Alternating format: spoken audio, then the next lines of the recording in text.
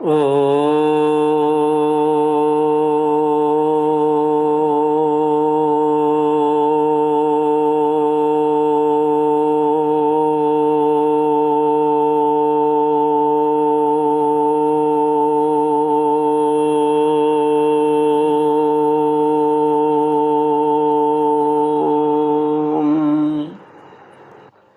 श्री गुरुचरण कमलेभ्यो नमः।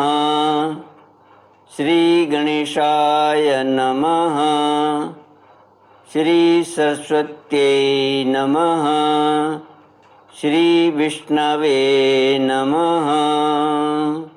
श्री कृष्ण गोविंद हरे मुरारे। हे नाथ नारायण वासुदेव। हे नाथ नारायण वासुदेव। हे नाथ नारायण वासुदेव। श्री कृष्ण गोविंद हरे मुरारे। हे नाथ नारायण वासुदेव। ओम नमो भगवते वासुदेवाय। ओम नमो भगवते वासुदेवाय। कृष्णाय वासुदेवाय हरये परमात्मने प्रणतक्लेशनाशाय गोविन्दाय नमो नमः। सच्चिदानन्दरूपाय विश्वोत्पत्त्यादिहेतवे तापत्रयविनाशाय श्रीकृष्णाय वयं नमः।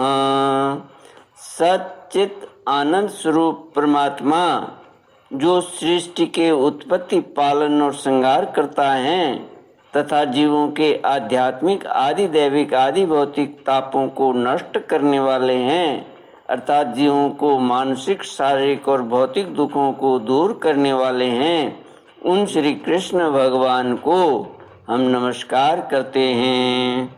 श्री कृष्ण गोविंद हरे मुरारे। हे नाथ नारायण वासुदेव। श्रीमद् भागवत चतुर्थ स्कंद अथ नवमोऽध्याय। मैत्रेय उवाच त एवमुत्सन्नभया उरुक्रमे कृतावनामा प्रययुस्त्रिविष्टपम् सहस्रशीर्षापि ततो गरुत्मता मदोर्वनं भृत्यदि दृक्षयागत। श्रीमद् भागवत चौथा स्कंद नौवां अध्याय। ध्रुव का वर पाकर घर लौटना। श्री मैत्रेय जी कहते हैं, विदुर जी, भगवान के इस प्रकार आश्वासन देने से देवताओं का भय जाता रहा और वे उन्हें प्रणाम करके स्वर्गलोक को चले गए। तदनंतर विराट स्वरूप भगवान गरुड़ पर चढ़कर अपने भक्त को देखने के लिए मधुवन में आए। उस समय ध्रुव जी तीव्र योगाभ्यास से एकाग्र हुई बुद्धि के द्वारा भगवान की बिजली के समान देदीप्यमान जिस मूर्ति का अपने हृदय कमल में ध्यान कर रहे थे वह सहसा विलीन होगी। इससे घबराकर उन्होंने ज्यों ही नेत्र खोले कि भगवान के उसी रूप को बाहर अपने सामने खड़ा देखा। प्रभु का दर्शन पाकर बालक ध्रुव को बड़ा कुतूहल हुआ। वे प्रेम में अधीर हो गए। उन्होंने पृथ्वी पर दंड के समान लौटकर उन्हें प्रणाम किया। फिर वे इस प्रकार प्रेम भरी दृष्टि से उनकी ओर देखने लगे मानो नेत्रों से उन्हें पी जाएंगे, मुख से चूम लेंगे और भुजाओं में कस लेंगे। वे हाथ जोड़े प्रभु के सामने खड़े थे और उनकी स्तुति करना चाहते थे, परंतु किस प्रकार करें यह नहीं जानते थे। सर्वांतर्यामी हरि उनके मन की बात जान गए। उन्होंने कृपा पूर्वक अपने वेदमय शंख को उनके गाल से छुआ दिया। ध्रुव जी भविष्य में अविचल पद प्राप्त करने वाले थे। इस समय शंख का स्पर्श होते ही उन्हें वेदमयी दिव्य वाणी प्राप्त हो गई और जीव तथा ब्रह्म के स्वरूप का भी निश्चय हो गया। वे अत्यंत भक्ति भाव से धैर्य पूर्वक विश्वविख्यात कीर्तिमान श्री हरि की स्तुति करने लगे। ध्रुव जी ने कहा, प्रभु आप सर्वशक्ति संपन्न हैं। आप ही मेरे अंतःकरण में प्रवेश कर अपने तेज से मेरी इस सोई हुई वाणी को सजीव करते हैं तथा हाथ पैर कान और त्वचा आदि अन्यान्य इंद्रियों एवं प्राणों को भी चेतनता देते हैं। मैं आप अंतर्यामी भगवान को प्रणाम करता हूँ। भगवान आप एक ही हैं, परंतु अपनी अनंत गुणमयी माया शक्ति से इस महदादि संपूर्ण प्रपंच को रचकर अंतर्यामी रूप से उसमें प्रवेश कर जाते हैं और फिर इसके इंद्रियादि असत गुणों में उनके अधिष्ठात्री देवताओं के रूप में स्थित होकर अनेक रूप भासते हैं। ठीक वैसे ही जैसे तरह तरह की लकड़ियों में प्रकट हुई आग अपनी उपाधियों के अनुसार भिन्न भिन्न रूप में भासती है। नाथ, सृष्टि के आरंभ में ब्रह्मा जी ने भी आपकी शरण लेकर आपके दिए हुए ज्ञान के प्रभाव से ही इस जगत को सोकर उठे हुए पुरुष के समान देखा था। दीनबंधु, उन्हीं आपके चरण तल का मुक्त पुरुष भी आश्रय ले लेते हैं। कोई भी कृतज्ञ पुरुष उन्हें कैसे भूल सकता है। प्रभु, इन शव तुल्य शरीरों के द्वारा भोगा जाने वाला इंद्रिय और विषयों के संसर्ग से उत्पन्न सुख तो मनुष्यों को नरक में भी मिल सकता है। जो लोग इस विषय सुख के लिए लालायित रहते हैं और जो जन्म मरण के बंधन से छुड़ा देने वाले कल्प तरु स्वरूप आपकी उपासना भगवत प्राप्ति के सिवा किसी अन्य उद्देश्य से करते हैं, उनकी बुद्धि अवश्य ही आपकी माया के द्वारा ठगी गई है। नाथ, आपके चरण कमलों का ध्यान करने से और आपके भक्तों के पवित्र चरित्र सुनने से प्राणियों को जो आनंद प्राप्त होता है वह निजानंद स्वरूप ब्रह्म में भी नहीं मिल सकता। फिर जिन्हें काल की तलवार काटे डालती है, उन स्वर्गीय विमानों से गिरने वाले पुरुषों को तो वह सुख मिल ही कैसे सकता है। अनंत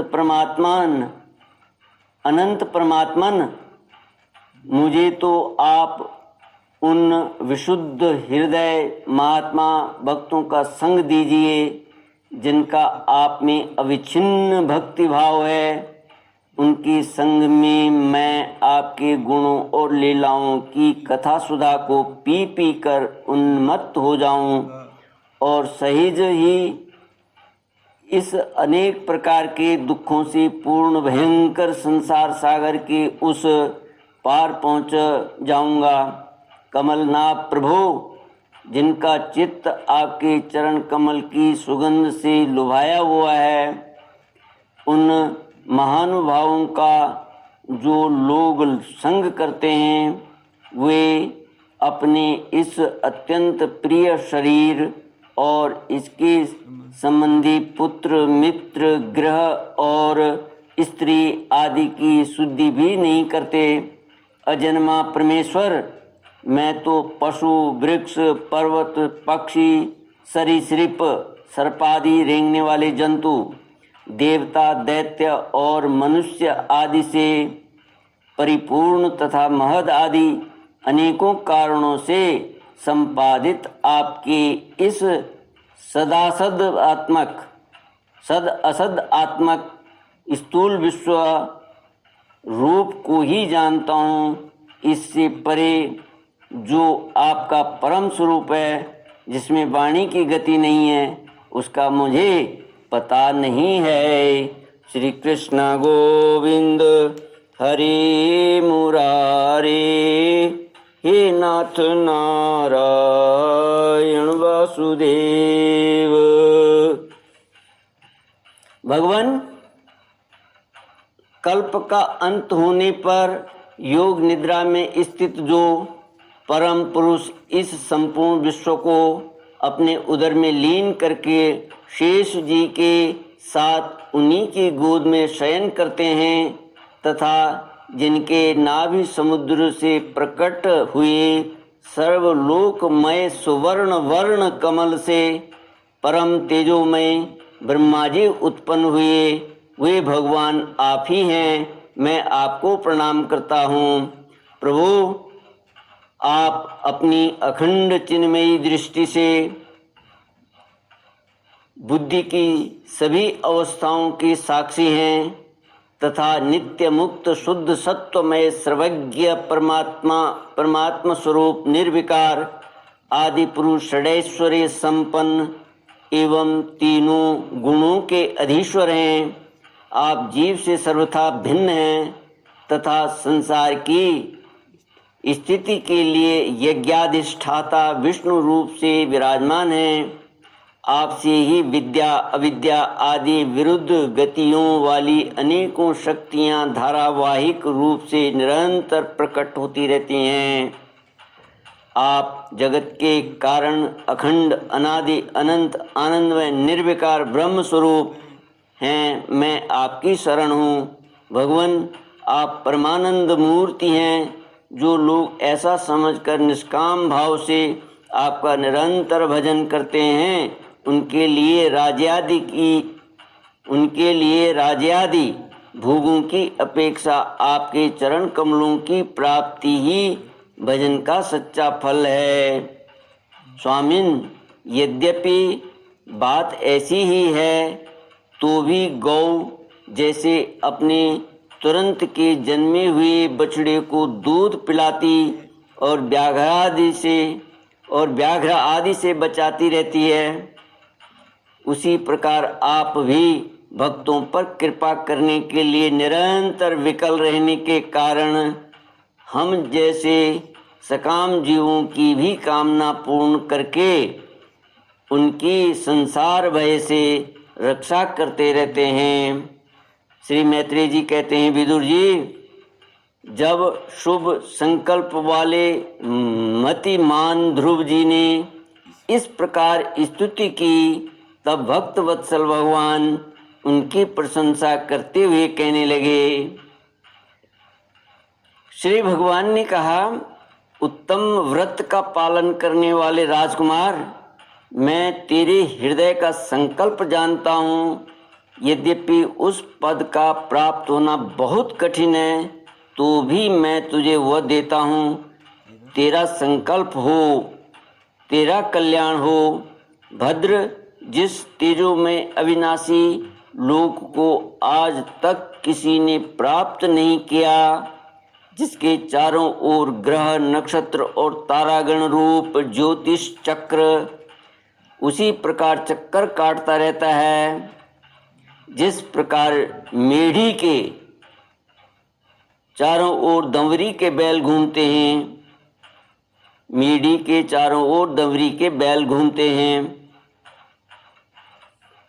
मेढ़ी के बैल क्या है? कटी हुई फसल, धान, गेहूं आदि को कुचलने के लिए घुमाए जाने वाले बैल जिस खंबे में बंधे रहते हैं उसका नाम मेढ़ी है।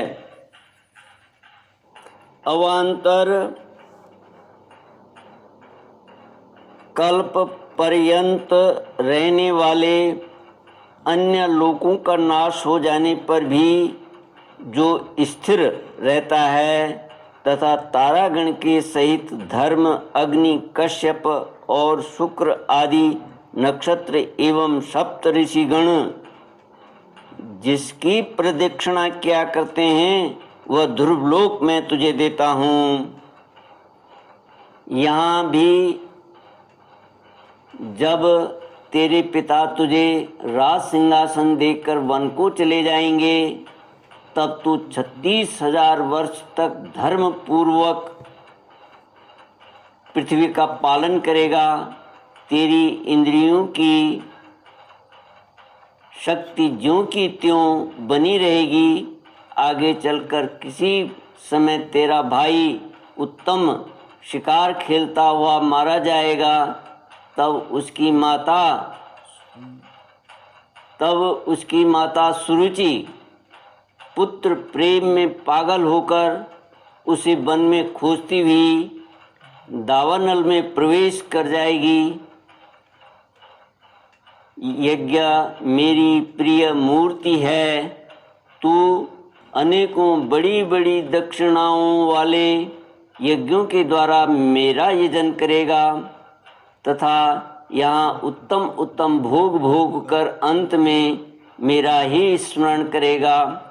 इससे तू अंत में संपूर्ण लोकों के वंदनीय और सप्त ऋषियों से भी ऊपर मेरे निज धाम को जाएगा, जहाँ पहुँच जाने पर फिर संसार में लौटकर नहीं आना होता। श्री मैत्रेय जी कहते हैं, बालक ध्रुव से इस प्रकार पूजित हो और उसे अपना पद प्रदान कर भगवान श्री गरुड़ ध्वज उसके देखते देखते अपने लोक को चले गए। प्रभु की चरण सेवा से संकल्पित वस्तु प्राप्त हो जाने के कारण यद्यपि ध्रुव जी का संकल्प तो निवृत्त हो गया, किंतु उनका चित्त विशेष प्रसन्न नहीं हुआ। फिर वे अपने नगर को लौट गए। विदुर जी ने पूछा, ब्रह्मन, मायापति श्री हरि का परम पद तो अत्यंत दुर्लभ है और मिलता भी उनके चरण कमलों की उपासना से ही है। ध्रुव जी भी सार असार का पूर्ण विवेक रखते थे। फिर एक ही जन्म में उस परम पद को पा लेने पर भी उन्होंने अपने को अकृतार्थ क्यों समझा? श्री मैत्रेय जी ने कहा, ध्रुव जी का हृदय अपनी सौतेली माता के वाग बाणों से बिंध गया था तथा वर मांगने के समय भी उन्हें उनका स्मरण बना हुआ था। इसी से उन्होंने मुक्तिदाता श्री हरि से मुक्ति नहीं मांगी। अब जब भगवत दर्शन से वह मनोमालिन्य दूर हो गया तो उन्हें अपनी इस भूल के लिए पश्चाताप हुआ। श्री कृष्ण गोविंद हरे मुरारे, हे नाथ नारायण वासुदेव। ओम पूर्णमद पूर्णमिदं पूर्णात् पूर्णमुदच्यते पूर्णस्य पूर्णमादाय पूर्णमेवावशिष्यते। ओम शांति शांति शांति। हरि ओम। श्री गुरुभ्यो नमः। हरि ओम।